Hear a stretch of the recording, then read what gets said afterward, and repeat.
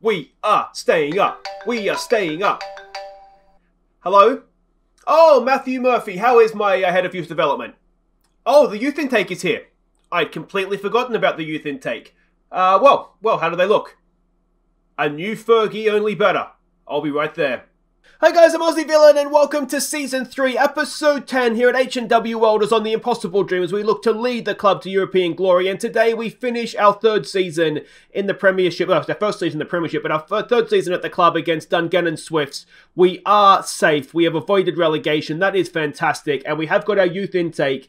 And well, let me tell you, there are two players here that are going to be stars. The first one, Kieran Sheedy, a striker. Look at this, 15 years old, finishing of 16, first touch of 13, already can take a penalty, good teamwork, good flair.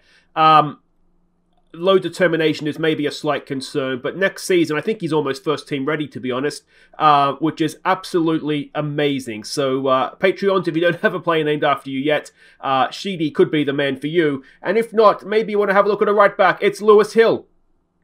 Again, decisions and determination already right there. He's 16 years old. He has a moustache that I'm jealous of at 16.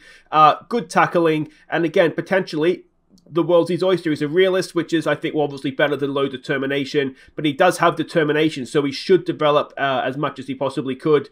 So two absolute stars there. Now, I've got it searched, sorted by age. There's a couple of others that may or may not come off. Eddie Larkin, I think, is a new one. Decent dribbling, decent-ish stats there, so he may or may not come off. The other one who may or may not is Tommy Weir. Again, some good mental attributes there, but physically there's not much.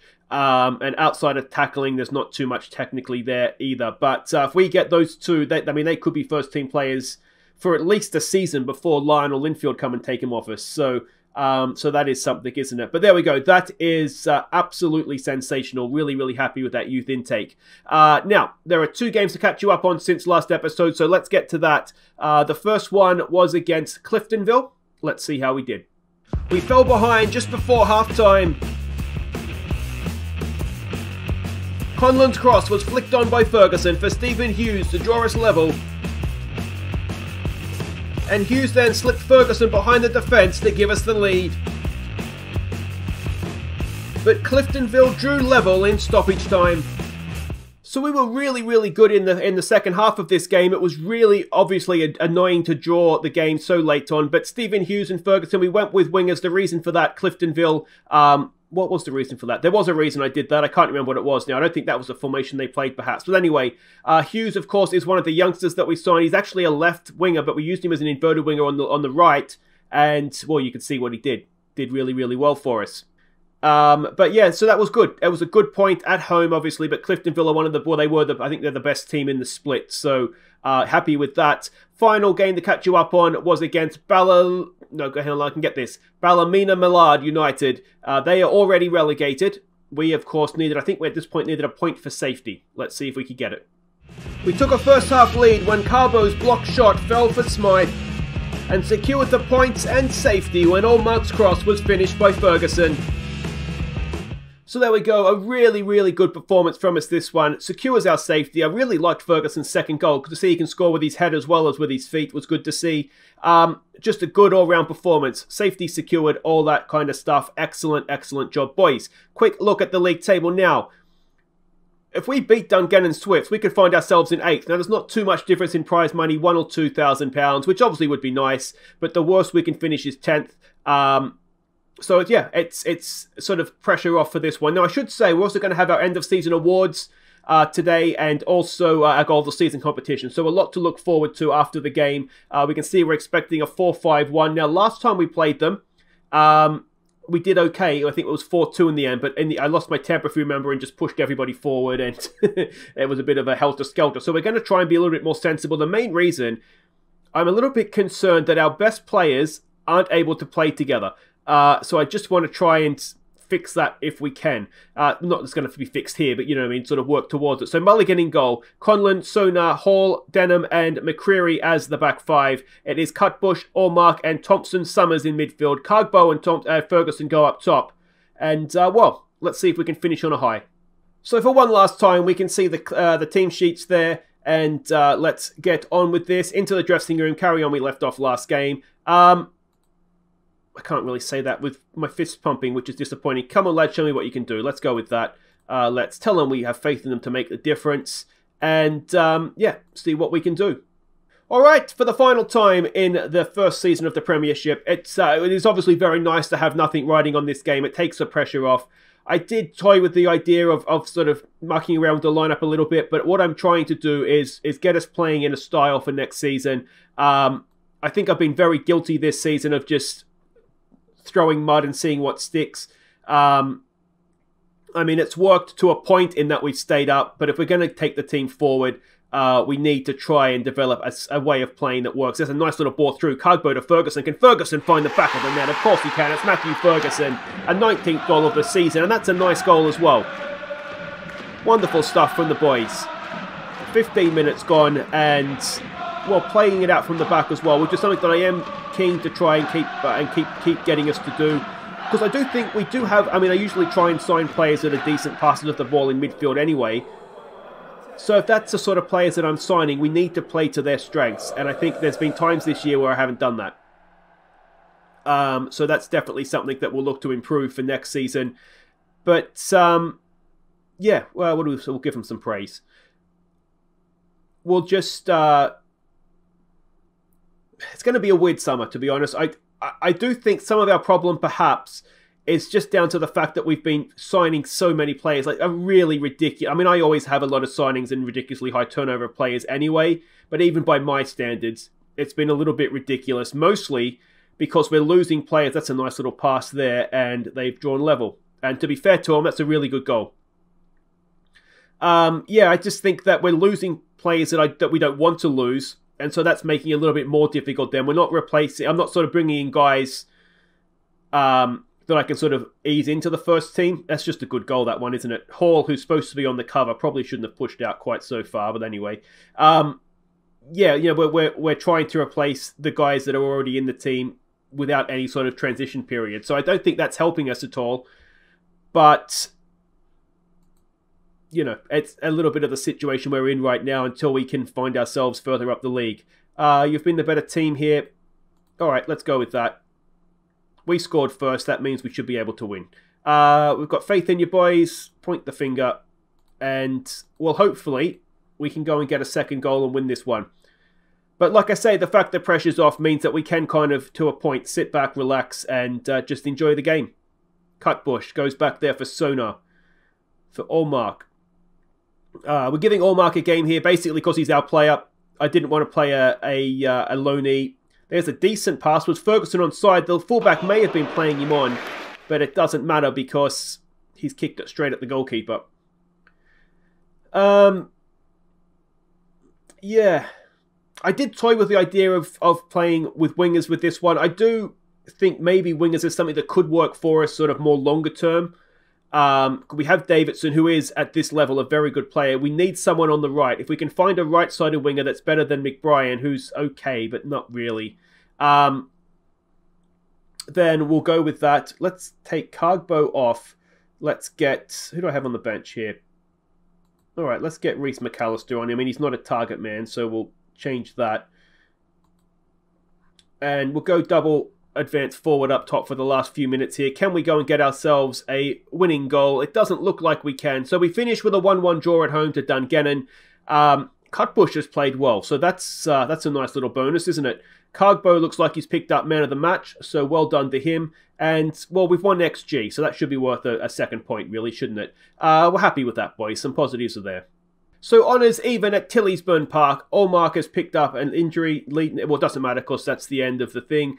Ferguson is now 1 goal away from his goal bonus. Unlucky Fergie, mate, but you're not going to be getting that this season. That saves us a bit of cash, doesn't it? Final league table for us, and we have finished in 9th.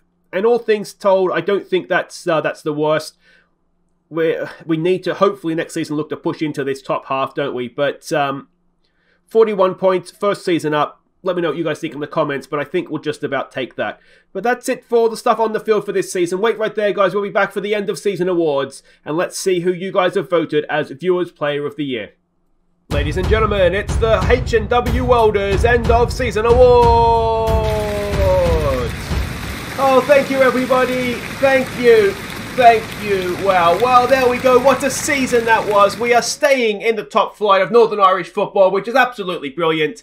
And, well, it's been a memorable season. Not as many goals as last year, of course, and a few more conceded as well. But top flight football is top flight football, isn't it? The people to thank for that are obviously the players. They've worked tirelessly this season. And, well, I think they deserve our appreciation with a big round of applause. Congratulations, boys. You're still Premiership footballers.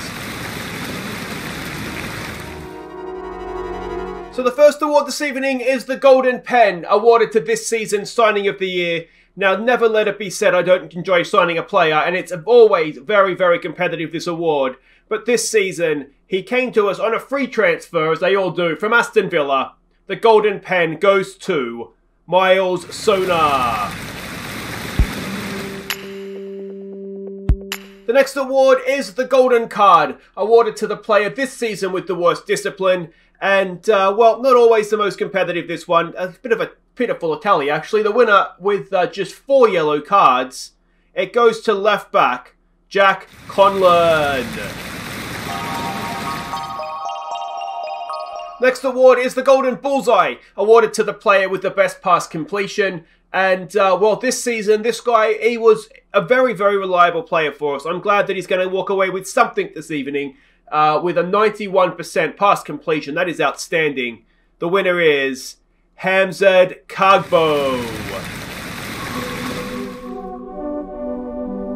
The next award is the Golden Spoon, awarded to the player with the most assists, the man, of course, who feeds the strikers, and the man who was able to knock the ball over the top for Ferguson to score most often this year.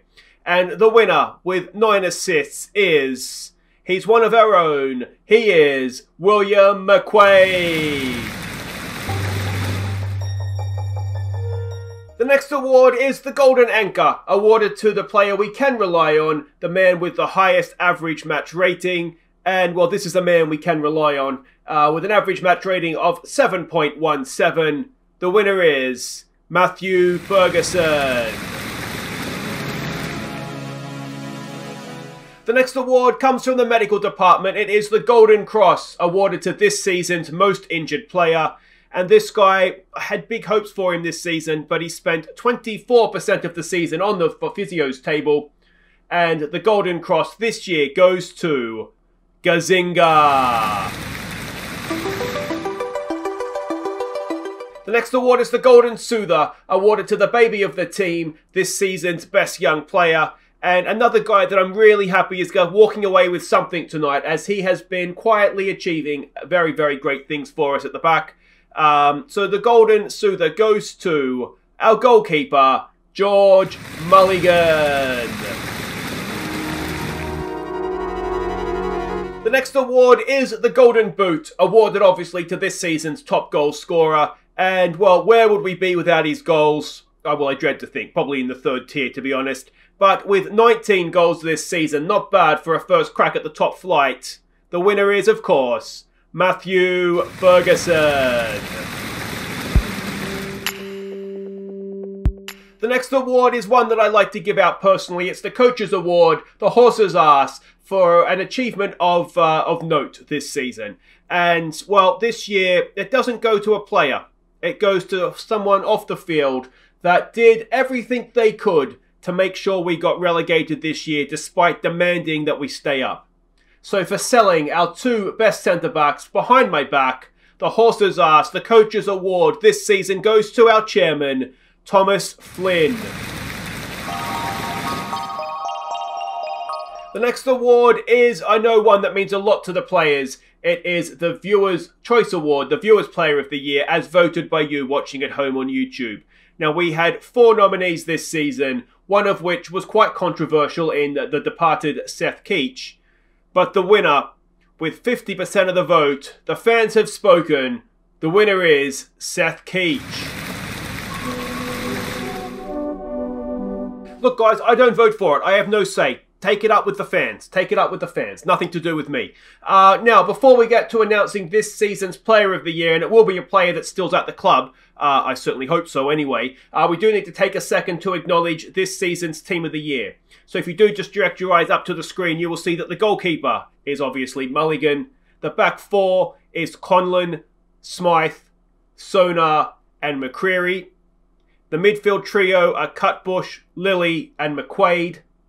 We're gone with wingers, and those wingers are Davidson and McDarby. He was here for, what, 3 games? What's he doing in that team? And, of course, the striker is that man, Matthew Ferguson. Congratulations, guys. You've all had fantastic seasons. Well done.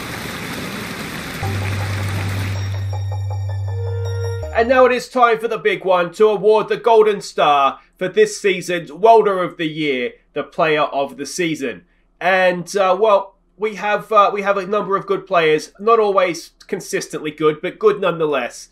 And I've got to say, a little bit of an upset perhaps this year.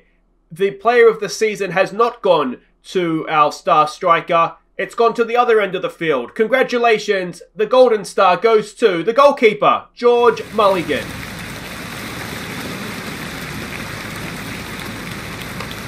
So there we go. Congratulations to George and the rest of the winners this evening. I am very, very excited to get back to Tillysburn Park next season and see if we can kick on to that top half of the split.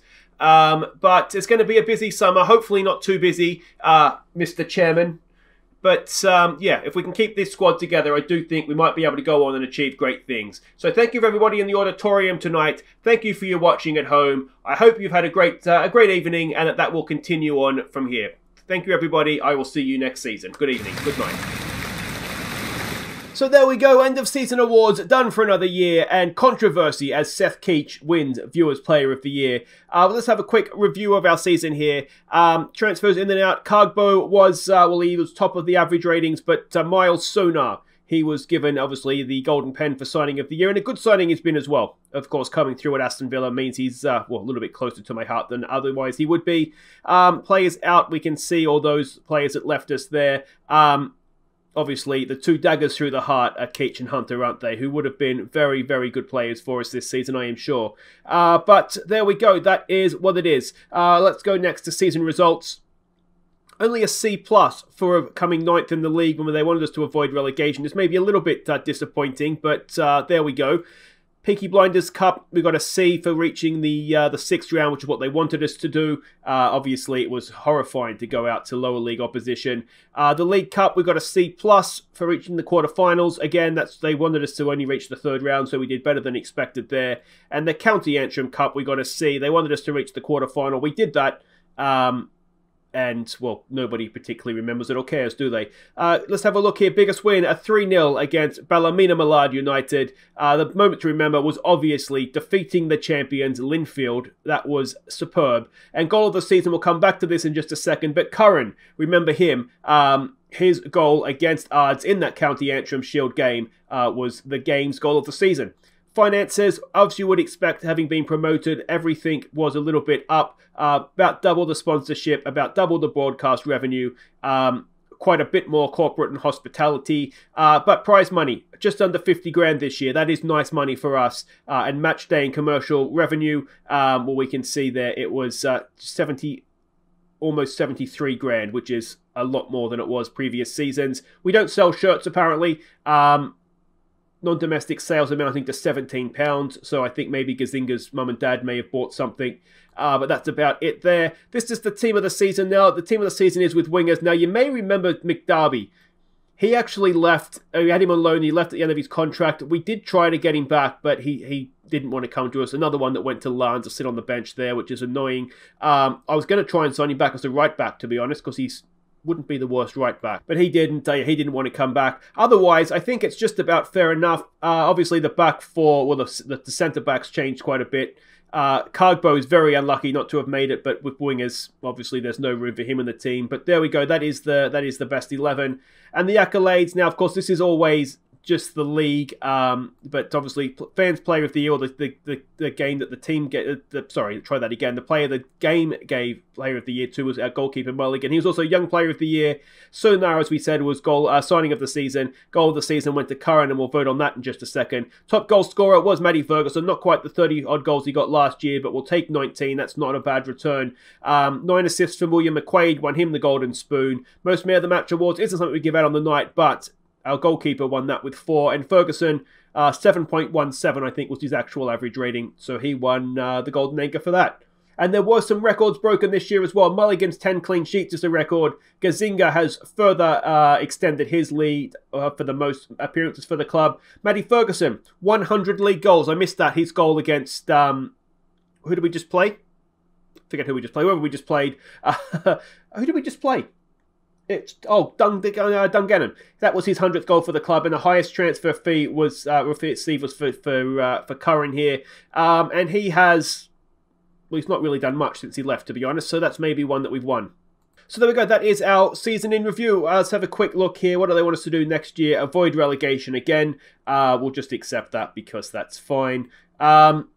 Squad dynamics, Ferguson's the leader, Gazinga's highly influential, and that is just about it. We need to try and improve that, don't we? New season team report, we'll go over this more next episode when we come back for the summer transfer special. The injury report, we can see there, Gazinga, of course, won the award for most time spent injured. Ferguson, though, did his best to retain that trophy with his torn hamstring earlier on this year. And that is just about that. Now, before we get to the goal of the season, a quick look at the squad ahead of this transfer special. We can see the guys that played here a lot. Most of these guys I think we'll keep faith with. As I said during the game, I really want to try and lessen our turnover of players, and I don't think we have a terrible team right now. We'll try and sort of add stardust where we can. We can see here the players that didn't really play. Backup goalkeeper, a couple of youngsters. Yeah, I mean, some of these guys down here may move on. There's a couple of new signings in there as well. But we'll wait and see what happens over the summer. In terms of goals, obviously Ferguson led the way. McAllister, I would have tried, his contract's up. I would have tried to sign him, but I think with the new guy coming through, I don't think we need him. Because I think he'll come into the first team. We have Burns as well. Burn as well. Kargbo and Davidson chipped in with goals. We do need to score a few more outside of Ferguson. But yeah, I think we're okay for strikers. Assists, obviously McQuaid led the way. Allmark, Morley, 6 in 4. 4 and 6 isn't bad, is it? Davidson, McCreary, Tipton, who we might try and get back if we can. We can see everybody else there that got assists. And average match ratings, just the 4 guys. Well, one of them was a goalkeeper that played a single game. So really just the 3 guys that got above a 7 average. And they're all strikers, Ferguson, Byrne and Kargbo. Dykes was solid when he played. Mulligan was quite good. And we can go down there and see everybody else's match ratings. But we do obviously need to try and get more guys into that 7 range, don't we? But guys, that does it for today. It was just the goal of the season to come. Now, if you are new to the channel, the way this works, there'll be the goal that the game gave, that current strike, as well as 3 others I deem worthy of goal of the season. Similar to voting for the Viewers Player of the Year, there'll be a link down at the top of the description. Click on that. It'll take you through to a straw poll and vote for your favourite goal. And hopefully I'll remember to announce the winner early next season. But that'll do it for today. Enjoy the goals of the season. Thumbs up if you've enjoyed this. Try that again. Subscribe if you're new. Seamless finish. And I will see you for a summer transfer special. Reminder, it won't be tomorrow if you're watching live. I need a day to record it. It will be the day after, which I think is Thursday. Take care and enjoy goals of the season.